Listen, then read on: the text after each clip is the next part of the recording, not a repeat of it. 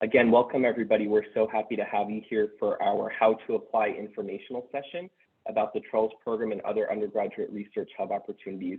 My name is Tyler Rogers, and I'm here with my colleague, Dr. Thomas Brown. Tom, would you like to introduce yourself?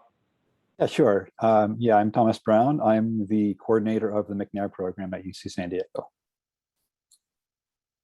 And so for the next hour or so, we'll be talking about some of our opportunities that we offer in the Undergraduate Research Hub and how to navigate the application process. So just to start off, this is a recent photo of all of our staff. We're a pretty friendly bunch. So if you have questions, you certainly can connect with either Dr. Brown or with me or with our other staff who are here. And they're all listed on our website. And we'll talk about our website and the various virtual resources in just a moment. So to just start off, we're going to start off with a very basic overview of research for those of you who might be brand new, and then we'll also talk more about specific programs and opportunities for those of you who might already be familiar with some of these. So generally, when we talk about research, we're talking about a detailed study of a specific problem, topic, concern, or issue, usually centered around a research question. And research is inherently dialogic, which means that at the same time that you might be discovering new ideas or information, you're also building upon existing information. So this quote from Zora Neale Hurston really encapsulates what's at the core of research. Research is formalized curiosity. It is poking and prying with a purpose. So when you think about research, it could be in really any field of study. It could be in your major. It could be outside of your major here at UC San Diego. And the idea is that you're just pursuing that intellectual curiosity and bringing your own perspectives and findings into these scholarly conversations. When thinking about the benefits of doing research, there are many. You're creating and sharing knowledge. You're building relationships with mentors, especially with professors. Many of our opportunities, as we'll mention in just a moment, come with payment in the form of a scholarship, or during our summer programs, a paid stipend, and or some of our programs also offer academic credit, usually in the form of independent study credit. So it's also a great way to make continued progress towards your degree. It's a great way to prepare for graduate or professional school if that's on the horizon for you, and also just to get some exposure to what those opportunities actually involve if maybe you might be interested in graduate school, but you're not quite sure what it entails. You gain critical thinking and communication skills through all the different pieces of pursuing research. You build a sense of community with peers. Really, our programs are based on a cohort model where you're not just doing your project in isolation or just with your research group, but you're learning about other scholars' work, other peers, what they're working on in various fields. You might have the opportunity to travel in person or virtually to conferences to present your research and to hear others speak on their research. Research is a wonderful way to practice your public speaking skills and all the kinds of ways that transfers into other opportunities. And also it's a great way to develop a broad professional network. So that can serve you certainly during your time in college at UC San Diego and also beyond. When it comes to the question of who should do research, really everybody. As a Triton, it's really sort of your right to have access to research opportunities. This is a research institution. And for that reason, we have opportunities for students in all fields of study, all years, especially we focus on undergraduate research, so first-year students through senior standing, and all students regardless of citizenship status. So whether you're a US citizen, permanent resident, international student, or undocumented student, we have various opportunities to serve all of our students. And you can participate for multiple quarters or years and across different opportunities. Here we have some photos from some of our current research scholars and recent alums who are spotlighted on our website. So feel free to visit our website. I'll give you that information again in a little bit, but that's a great place to get some information about and really get inspired by other student stories about, how did they get interested in research? How did they decide to pursue a specific topic or work with a specific professor? So that's a really great way to get some exposure as well. When it comes to the question of picking a topic, there's lots of brainstorming questions you can ask yourself. What's something that excites you? What's something that makes you angry or that you'd like to change? What's something that you might like to create? Research can also be artistic and creative in those kinds of ways. What's something you'd like to spend your time doing, or what are some major trends across various areas right now? And also, what are you studying in your classes? So if there's a unit of study in a particular course that you're taking that really piques your interest and you would like to pursue that further, research can be a wonderful way to delve even deeper into that topic. These are just some questions. Maybe you already have a project in mind, or maybe you're still brainstorming and trying to come up with ideas. And these are some ways to get those ideas flowing. Another piece of the application process and of our programs in general is working closely with professors who act as your mentor as you're pursuing research. And some of you might already have mentors identified or people that you likely want to reach out to. And you might also be in a situation where you're not sure who could be a professor that you might want to work with. So here's just some general steps for navigating that process. And again, keep in mind that our staff is here to support you through this process. So we always recommend these as sort of the general approach, the steps to generally approach the process. But if you're going through this and having trouble, you're not hearing back from professors as you're reaching out, definitely reach out to our staff in the Undergraduate Research Hub. We'll be happy to help. So consider reaching out to professors with whom you've taken courses or are taking courses. Search the course catalog and departmental websites for faculty members who teach courses that you hope to soon take. Usually departmental websites for each individual academic unit will also have a brief bio or description of research and teaching interests of each of the professors. So that's a great way to get a sense of what are some areas of study that different professors are working on and what's a way that you could get connected up with those opportunities. There's also some wonderful portals and listings of opportunities through the Research Experience and Applied Learning portal or REAL portal. That URL is listed here, real.ucsd.edu. And then there's also Handshake that some of you may be familiar with regarding job opportunities. And in many cases, there are research opportunities posted there as well. So that's ucsd.joinhandshake.com/login. And that's a great place to, again, see what are some existing things that faculty are working on, and are there alignments with what you might be interested in.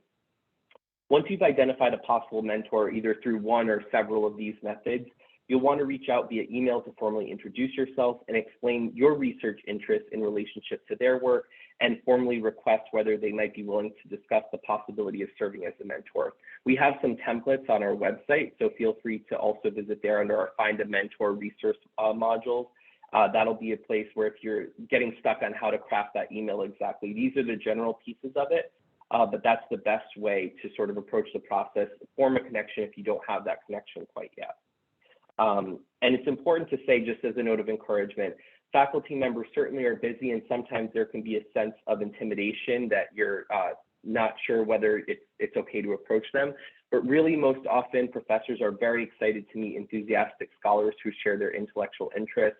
And I can say collectively, for all of us who work in the Undergraduate Research Hub, overwhelmingly, we see a very high success rate of students reaching out and forming a connection with those faculty mentors. So really, if you have an interest in pursuing research, the odds are extremely good that you will find a professor who is eager to work with you. So now transitioning, that's sort of the general overview of why you should consider research. Some of you who are here might already be sold on that, so that's great.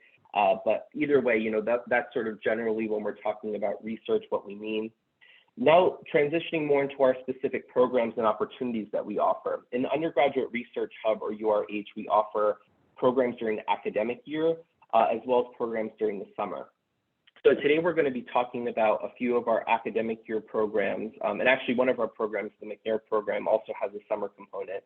But we're going to be talking about the programs that are currently accepting applications. So again, that's the McNair Scholars Program, the Triton Research and Experiential Learning Scholars, or TRELS program, and the Faculty Mentor Program.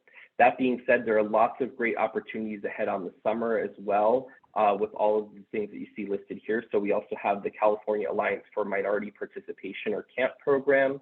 We have the Genentech Scholars Program that runs during the summer, the START Neuro program that's open to incoming transfer students with an interest in pursuing studies in research in neuro. We have the UC Scholars Program during the summer, and we also have the Undergraduate Research Scholarships, or URS program.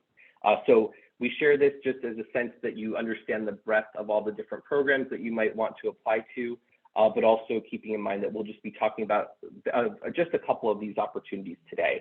If you're interested in the summer opportunities, many of those start accepting applications usually in mid-December, moving ahead into January and early February. So I encourage you to mark your calendar right now if you're thinking about pursuing research next summer. Definitely have that in mind, as those applications coming up in just a couple of months. So right now, one of our programs that's open is the McNair program. I'm going to turn it over to my colleague, Dr. Tom Brown, to talk a little bit more about McNair.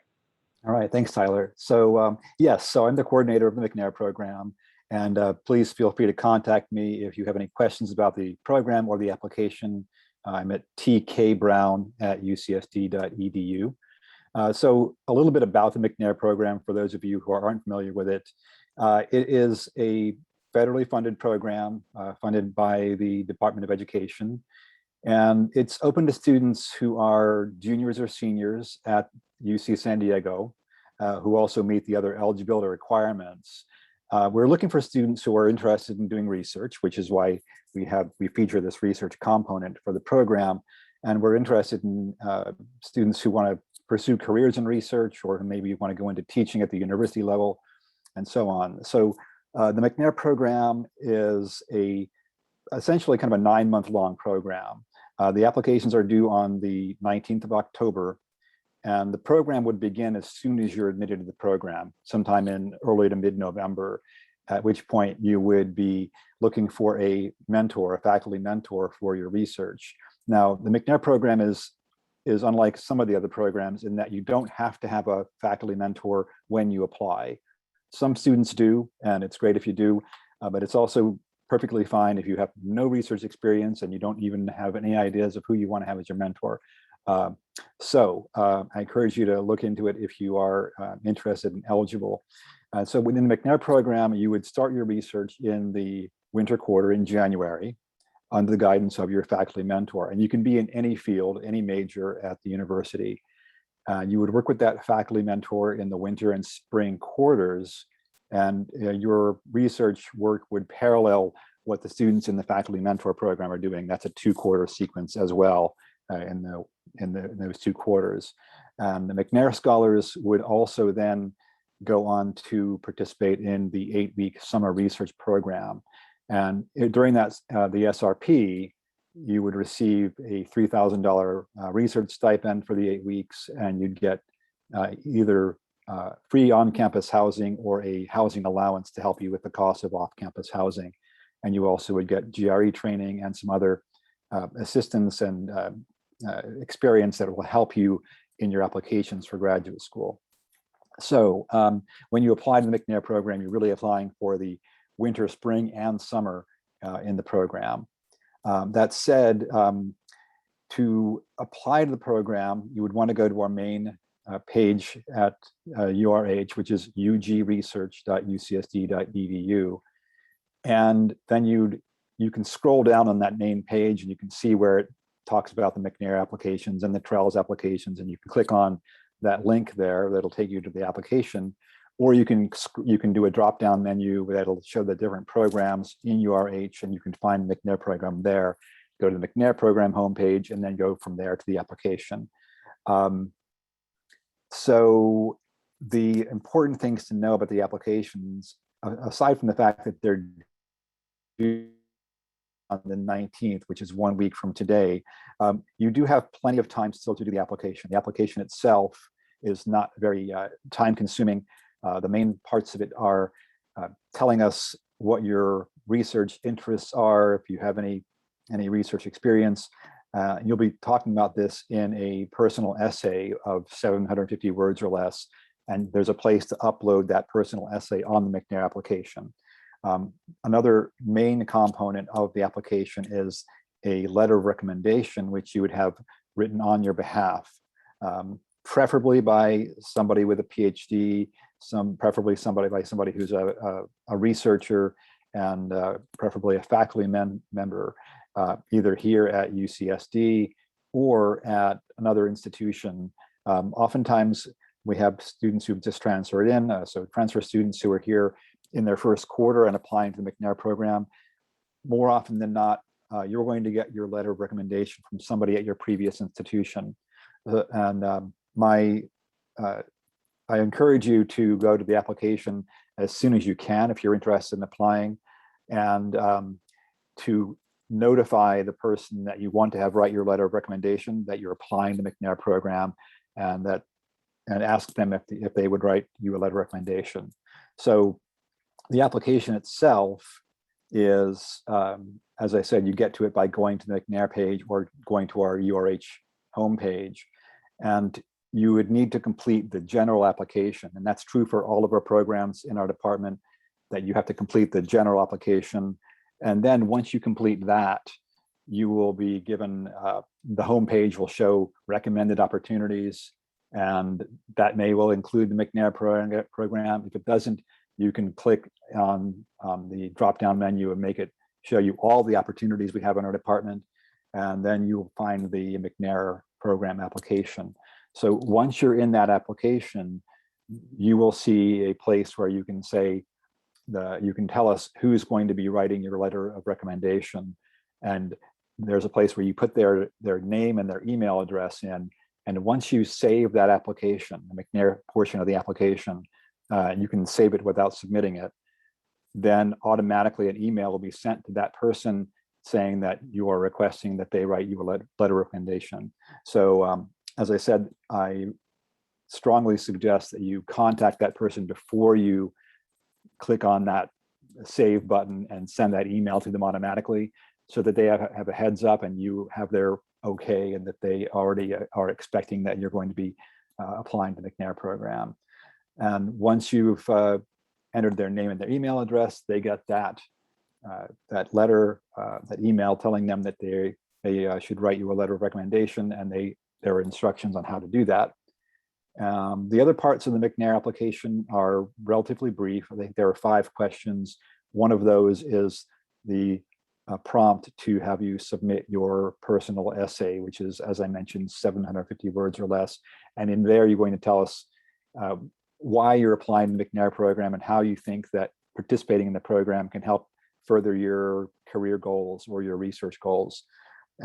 What we'd like to hear from you is to tell us that you have some interest in research, and you don't have to have a really specific idea of what kind of research you want to do, but you might have a general area, like maybe you want to go into environmental sciences, or maybe you want to study coral reefs, or you want to study ways to create stronger buildings that can withstand earthquakes better.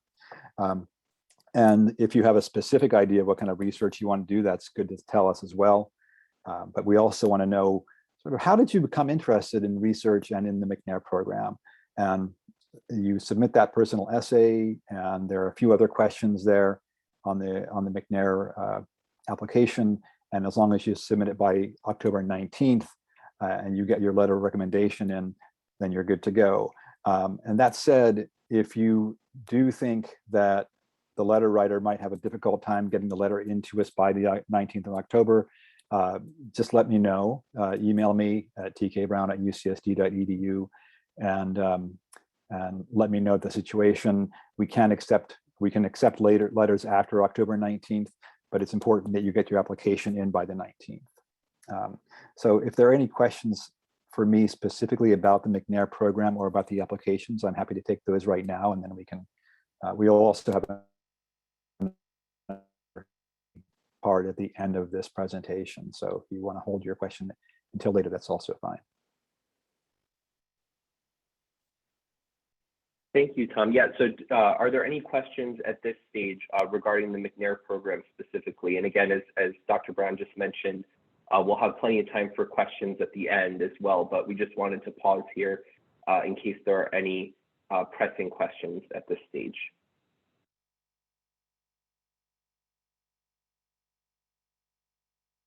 Okay, and hearing none, we'll continue on, and then please do just make note of them, and we'll be happy to come back to them towards the end. So I'm going to mention a couple other opportunities, and then we're going to talk more about the TRELS program and the application process specifically. We'll be happy to revisit any of these points later on as well. So another opportunity that's accepting applications right now is the Faculty Mentor Program, or FMP. This is open to all students with sophomore, junior, or senior standing. So if you're a UC San Diego undergraduate and you're a sophomore above, you're eligible to participate. Students who are selected will participate for 2 consecutive quarters and receive independent study credit for both of those quarters. A little bit different from the McNair application, you do not need a full letter of recommendation to apply. However, you do need the endorsement of a mentor who you plan to work with. So even if you're not planning, even if you, are just sort of establishing contact with a faculty mentor at this early stage, the expectation is that you would have that person agree to endorse your application. They don't have to write a full letter of recommendation, so just keep that in mind. It's really a very brief a statement that they submit through our application portal. We'll talk more about that in just a moment. But just keep in mind, it's a very minimal time commitment from their perspective. It's just sort of a way, think about these programs as a way for you to have a context for building a new relationship with a new mentor. So if that, if asking for a full letter of recommendation seems like it's difficult, maybe consider some of our other opportunities where it's just that very brief endorsement form. And that might be a really good stepping stone into some of our other opportunities, because that mentor who's endorsing you today could be writing you a letter of recommendation in just a few months. For the faculty mentor program, applications are currently open and will be due by December 18th. And that's for the upcoming cohort that spans the 2 quarters during winter 2022 and spring 2022. And to learn more about the FMP, you can visit the webpage directly at fmp.ucsd.edu. This is one of our opportunities that's in the Undergraduate Research Hub, but that's just a quick shortcut for getting to the webpage and learning more about the opportunity. Now moving into the TRELS program, the Triton Research and Experiential Learning Scholars Program. This is open to all UC San Diego undergraduate students, so you could be a first-year student all the way through having senior standing. It's open to incoming transfer students. It's open to students regardless of citizenship status, regardless of your field of study. We particularly encourage students who have faced obstacles in pursuing research and experiential learning to apply. So this is something that comes up in the application itself, but really what the TRELS program is looking for is students who can explain why participating in the program will offer them an opportunity that otherwise might be difficult to access. During the academic year, the TRELS program offers a $1,000 scholarship for any quarter in which you participate, and during the summer, there's a $5,000 stipend that's offered. So there's a slight difference in terms of the way that scholarships and stipends are dispersed. A scholarship is something that's incorporated into your overall financial aid award, and so that's something that is often you'd want to reach out to the financial aid office specifically to talk about how a $1,000 scholarship might impact your aid. So it might be that you get the full $1,000 refunded to you. It might be that it means that's $1,000 less in loans that you'll have to pay back in the future. It might mean that there's some other impact. So just keep that in mind. It's a $1,000 scholarship during the academic year, and during the summer, the $5,000 stipend is awarded almost like a salary. So it's sort of like you're being paid for those weeks of research that you're participating in the program. For TRELS, you can participate up to 3 times. You would be required to reapply for each term, and it's not necessarily guaranteed that you would be accepted for subsequent terms. So it doesn't have to be back-to-back. It could be sort of, that you participate during a fall quarter, and then you wait a couple terms, and then you submit an application for the summer program. You could participate back-to-back, but do completely different projects every time. So any of those approaches is fine. The TRELS program is really designed to be flexible, and it's designed to be a pathway into some of these other opportunities that we offer. So it's especially great if you're brand new to research and you want that exposure. TRELS is definitely a great program for you. Similar to the faculty mentor program, we do require a mentor endorsement, but not a full letter of recommendation as part of the application. So again, this is a very brief form that it only takes about 5 minutes for a faculty member to submit and complete on your behalf. So think about this application as a way of starting a new relationship with a mentor and asking them if they would agree to endorse your application. It could be a great way to sort of break the ice and get some, start building up that relationship. Applications for the winter quarterly awards are currently open. They just opened today on October 12th, 2021, and they'll be due by November 4th, 2021.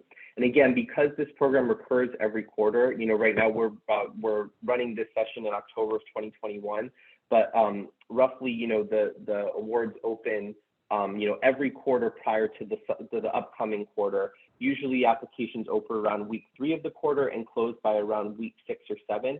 So just keep that in mind that then, for example, if you were interested in applying for the spring quarter, the same would apply during winter quarter. It'll usually be sometime in, let's say, late January, mid to late January, when the application will open up, and then usually sometime in February when the application will be due for that, for then the following spring quarter.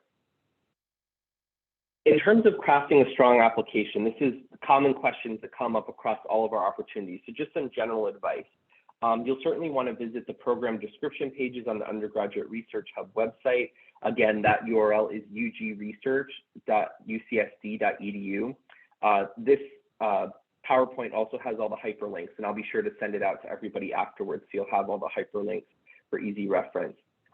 You'll want to visit the description of each program and just double check that you meet the eligibility requirements, right, in terms of what we discussed, your year of study, potentially citizenship status, those types of things.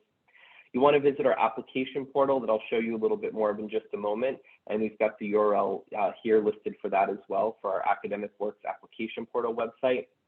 You'll want to plan ahead regarding the deadlines for the various opportunities and the different components of the application. So if there are certain kinds of essays involved or a letter of recommendation versus a brief mentor endorsement, you want to just plan ahead for that. And this is really important. You want to ask yourself with any opportunity, how are my goals aligned with the goals of this program? This is something that often gets overlooked because a lot of times when we're talking about research, a lot of the focus is on the project or on the ideas that you have, and that's super important. We definitely want to hear in your application, why are you specifically interested in this topic or this field of study? That's definitely important. Another piece that's very important, and so this, would certainly go for the McNair application, certainly the TRELS application. If there are particular goals associated with the program, right, especially around opening up opportunities for students who might be historically excluded from these opportunities, or if the program is about supporting students who want to go on to pursue graduate study, right? I'm not saying this is the case for TRELS specifically, but just in terms of general goals, you want to think it sort of what is the mission of this program, and how can my participation be in service of that greater cause? So that's something to highlight, especially in more of the personal essay pieces of an application. So just that's a really great question to sort of keep it in the forefront as you're putting together an application. As you're working, you'll certainly want to start drafting the essays early, and also consider asking for feedback from your mentor and also the Writing Hub. So the Writing Hub offers both synchronous and asynchronous appointments to give you feedback on your writing. You might already be familiar with the Writing Hub as a place to get support on something you might be working with in a course, but the Writing Hub is also there to support you for these kinds of opportunities as well. So just keep that in mind.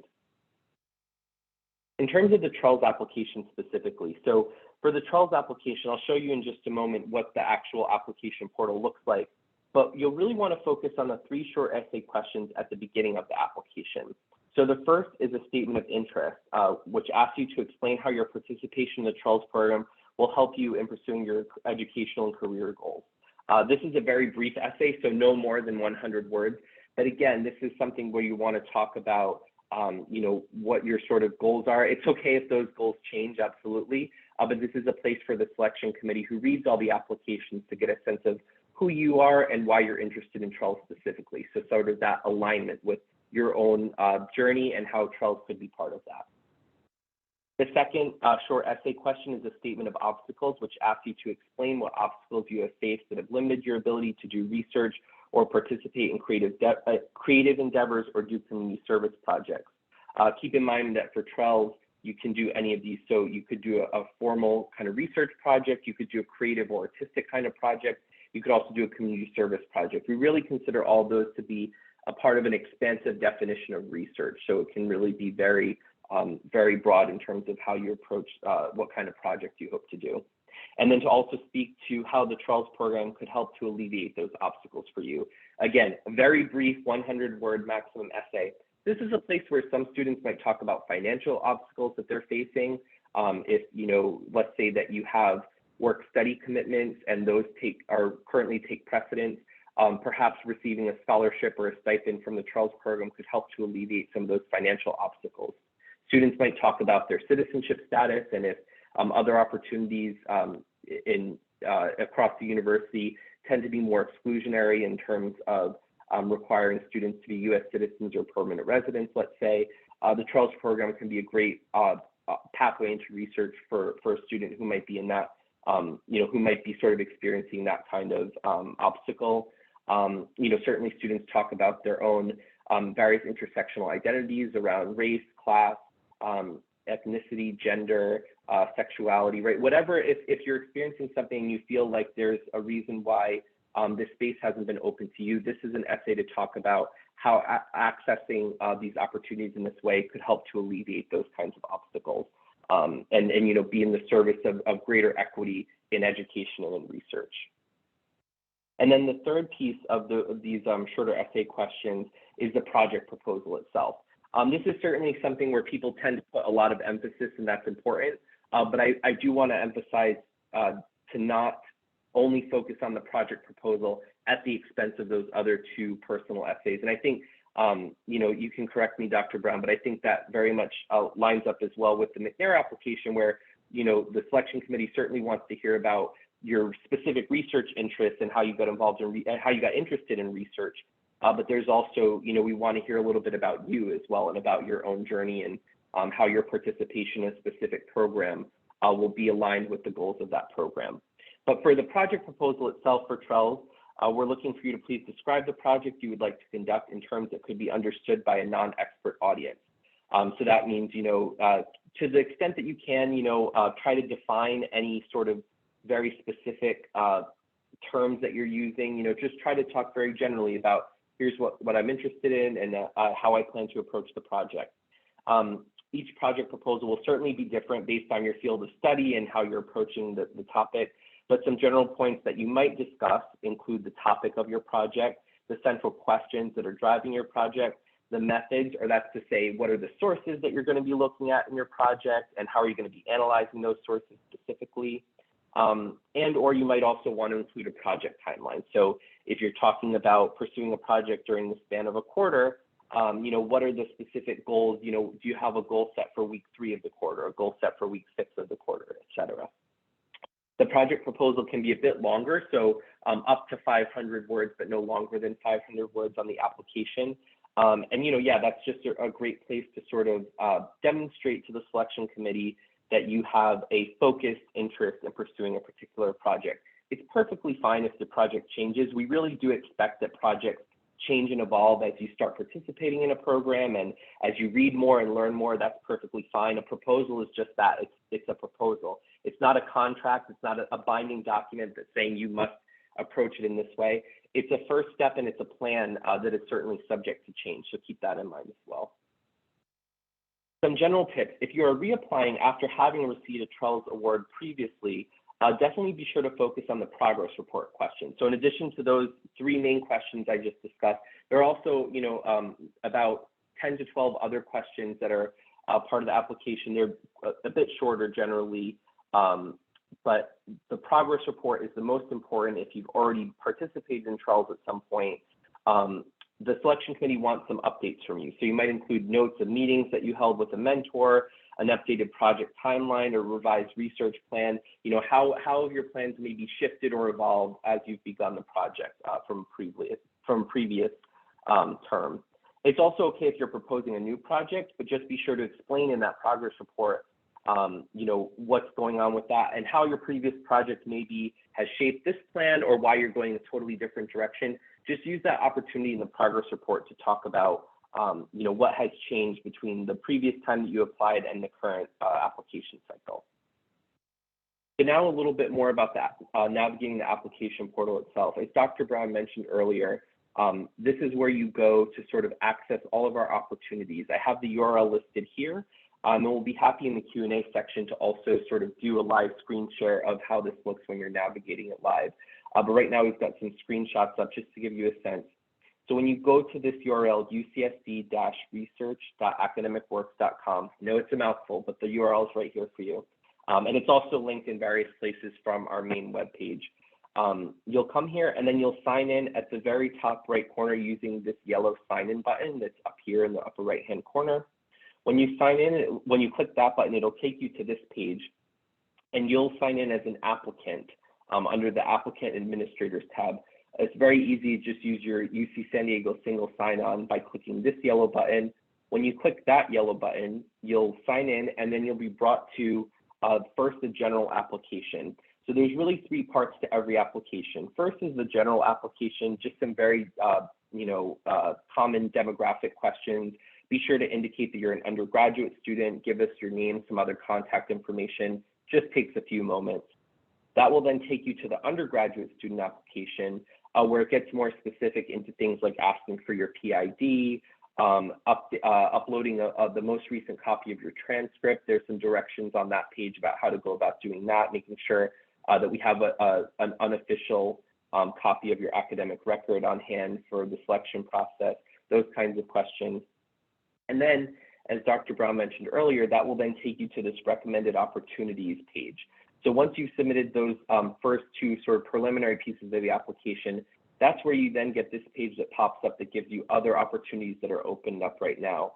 So for example, we'll see here that after submitting those two pieces, for me as an applicant, the Faculty Mentor Program, Emergency Medicine Research Associates Program pops up, and there's an apply button there. The NCS Beinecke Scholarships Program, that's a national competitive scholarship that you might be interested in. So certainly we have these opportunities advertised on our portal as well. So, and the great thing is once you've actually created an account in our portal, you'll also get automated email notifications when opportunities for which you're eligible open up. So really, even if you're not sure what specific opportunity you might want to apply for, it's always a good idea to do this general application and the undergraduate student application. That way you'll be in the system and you'll sort of be automatically notified every time that something new comes up in the portal. So right now for the purposes of our conversation, we're going to be looking at the Triton Research and Experiential Learning Scholars, or TRELS, Quarterly Awards Program. If we click on that yellow apply button, that will take us to the application itself and all the different questions that are associated with that. So we'll be happy to talk more about that if there are questions that come up. But before that, I just want to share very briefly navigating over to our main website to demonstrate a little bit about the resources that we have there. So I'm going to pull up here in my new screen share. We start here on our main webpage, ugresearch.ucsb.edu. This is our homepage where we have lots of resources available to all of our students. If you scroll down, you see all of our upcoming events and opportunities. So you see the applications that are open right now that we're discussing today during this session. These yellow buttons will take you to that portal where you can log in and get your application started. We also, of course, have our session today advertised on our homepage. So if you're ever looking for upcoming events that you might be interested in attending, this is a great place. We have our link to contact all of our staff to make an appointment with us, either virtually or in person during our office hours. And we also have a newsletter. So we send out a newsletter every week with various advertising, various opportunities that we have internally, as well as more generally across campus and across the nation, across the world. So if you're not already, please do subscribe to our newsletter from that homepage. It's just a great way to know, again, what's coming up and what you might be interested in. We also have a range of resources under this Get Started tab, things about finding a topic, things about, as I mentioned, finding a mentor, and a sort of overview of how to craft an email to a professor if you're looking to reach out, lots of different things there.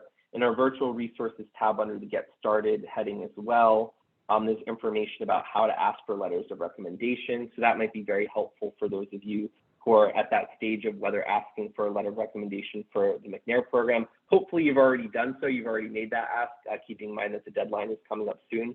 But whether for future opportunities as well, this is a helpful guide. We also have our undergraduate research directory. The most recent version is from 2019 to the 2020 academic year, and it lists all of the various names of students and programs that they've participated in. So it's another great, this is a text searchable PDF. That's very comprehensive. It's a great way to get some exposure to sort of understand what are some projects people have conducted recently and maybe serve as inspiration for your own upcoming research endeavors.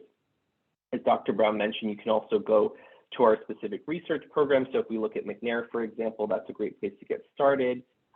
We can learn more about the program, about the various, what students get from participating, about the eligibility. And then if we go back to that main page, finding out more about how to apply for McNair. And if we go here, it will take us to that general application. again, which is where we would sign in and get started with the whole application process. So there's many different components and things that we offer on our website, but we want to offer this time now transitioning over to questions and answers, just in case, you know, there are other things that we can either demonstrate about navigating the application itself or about our other resources and opportunities that we offer. We're so glad to have you here, both those of you who are in the live session and those who might be watching this after the fact. So with that, I will stop my screen share. You've got our email contact information here.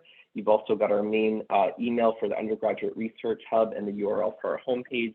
And really, this is just a starting point for what we hope will be, you know, a relationship supporting you in whatever way that we can. So with that, I will stop my screen share, and I see that we've got a hand from Latifa. So go ahead, Latifa, if you'd like to unmute yourself and ask your question. Hi, Tyler. How are you? Good. How are you doing? Good. And hi, Thomas. I have a question for both of you guys. So I wanted to know if we were still able to do partners for TREL, and if the McNair also allows that, and how many participants McNair accepts. Sure. So I can take the first if you want. Sure. Right, so so thank you for raising that, Latifa. So I do want to mention there are two specific special initiatives that are offered through the TRELS program. One is, as you mentioned, Latifa, the TRELS Duo option. So that's a way for two students, no more than two students, but up to two students, to apply to propose to work on a project together. It still requires that both students submit their own application and their own sort of personal essays that explain how they'll be contributing to that shared project. But that is an option. So there's more information on our website and on the application portal itself about submitting a TRELS Duo proposal. So that's an option. We also strongly encourage TRELS projects that focus on the Black experience at UC San Diego and beyond. So those are called TRELS BE or TRELS Black Experience Awards. So those could be projects that are related to Black studies, community engagement and empowerment, centering Black communities, artistic and creative expression. So those are some specific options that we also offer through the TRELS program. And I'll turn it over to you, Dr. Brown, to talk more about the McNair program. And also, I think part of your question, Latifa, was also about sort of how many students participate in the McNair program every year. Is that correct?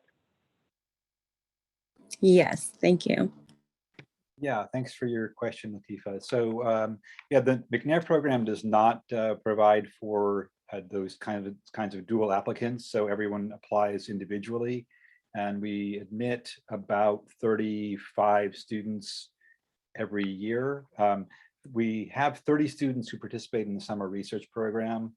And if we, oftentimes we'll admit more than 30 because sometimes students decide they want to do something else, or they don't want to be in the summer research program for one reason or another.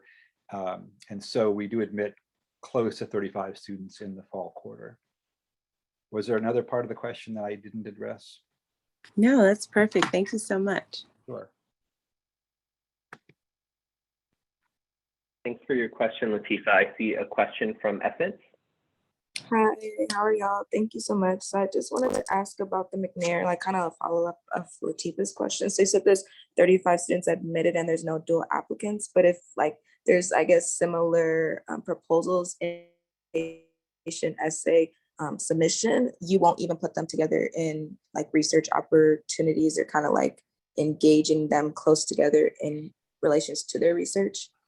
That's right. We don't directly place students with faculty mentors. So the way that would work is oftentimes we do have students who are applying who have very similar interests or who end up working with the same faculty mentor. That's actually fairly common every year, pretty much. I would say we have some students who are working with the same mentor, and that's regardless of field. We've had people working in chemistry or in psychology or in ethnic studies who are working with the same mentors, and sometimes they're working on kind of closely aligned projects. But the McNair application itself, we're not asking you to submit a proposal for your research, but to tell us about your research interests kind of broadly. And if you do have a specific idea of what kind of research you'd like to do, we do want to hear about that, but you don't need to have a specific proposal for your research. Does that answer your question, Essence? Yes, thank you so much, Thomas. Yeah, you're welcome.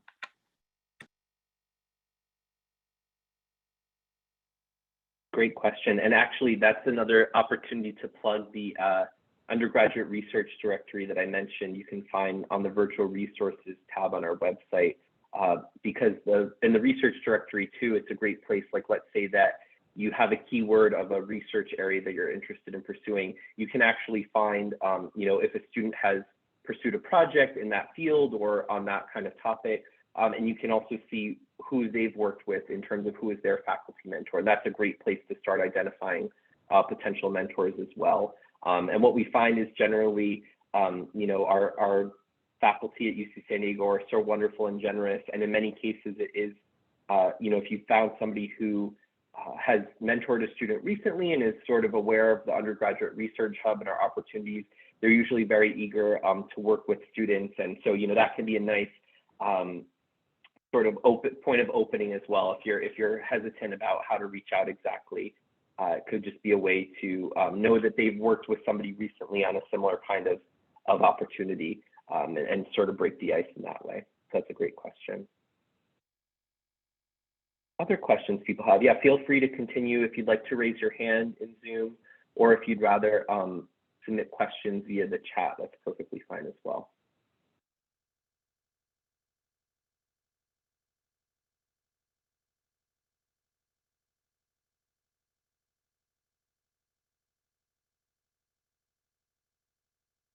I had another question come in that comes up commonly, so I did want to address it regarding when we're talking about who are the kinds of people who can serve as your faculty mentor. Usually what we're talking about is somebody with a professor type title. So that may be somebody who's a teaching professor, assistant professor, associate professor, full professor. Sometimes it's not clear when you're taking a course with somebody what their exact title is, so it can be a little confusing. But generally it's listed on the website of their specific department, so you can sort of know what their specific title is. So usually most programs, again, it depends program to program, but usually what we're looking for is somebody who has a professor type title on the UC San Diego faculty. So in many cases, students might still work very closely, for example, with a graduate student, or with a postdoctoral scholar, or with a part-time lecturer, or with other important members of the campus community. So all of those mentoring relationships are extremely valuable, and we value them very much. In many cases, however, it's also required that you sort of have that person who's officially recognized as a professor on campus, who sort of is also in an oversight role. So, let's say, for example, we have many students who work in a laboratory where they might be most closely working with a research scientist or with a postdoctoral scholar, and that's wonderful. But we also want to make sure that the primary investigator, PI, who oversees that entire lab or that entire research group, is also endorsing and also kind of serving in that oversight role. So it can vary a little bit in terms of how that relationship works with identifying a faculty mentor, but in general, that's what we mean when we're talking about faculty. It's somebody who has that kind of professor type title. So that's a common question that comes up. And again, if you're sort of unsure about what somebody's specific title might be or their eligibility, also feel free to contact our staff, and we'll be happy to give some more guidance and recommendations on a case-by-case type of basis.